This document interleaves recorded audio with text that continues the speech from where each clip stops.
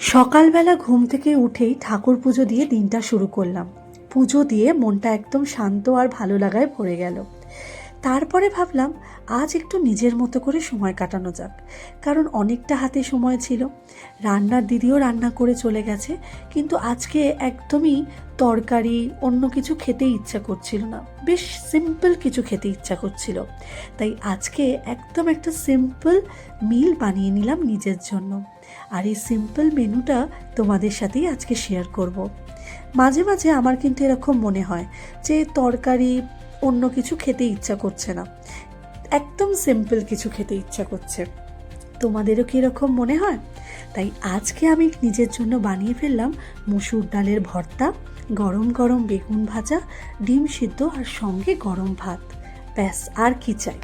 আর এই মসুর ডালের ভর্তার রেসিপিটা সিম্পল হলে কি হবে, গরম ভাতে এর স্বাদই আলাদা।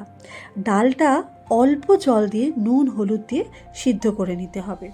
আর ওদিকে আমি বেগুন ভাজার গোল গোল করে কেটে নিই, কারণ এই গোল গোল করে বেগুন ভাজা খেতে আমার কিন্তু দারুণ লাগে। আর এই শীতকাল আসছে, শীতকালে বেগুন ভর্তাও কিন্তু দারুণ লাগে রুটির সাথে। তো এই গরম গরম বেগুন ভাজা তেলের মধ্যে দিয়ে ভেজে তুলে রাখবো।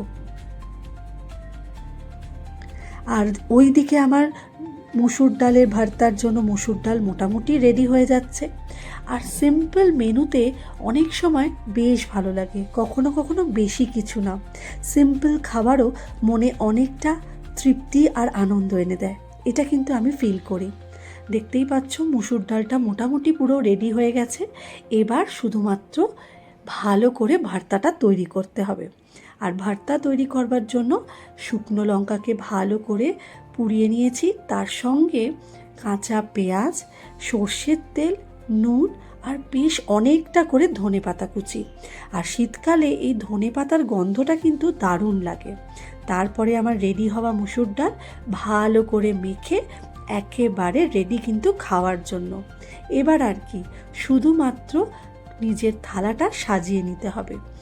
এই গরম ভাত সঙ্গে মসুর ডালের ভর্তা যেটা রেডি করলাম, বেগুন ভাজা আর ডিম সিদ্ধ, আজকে দুপুরের খাবার আমার একদম জমজমাট।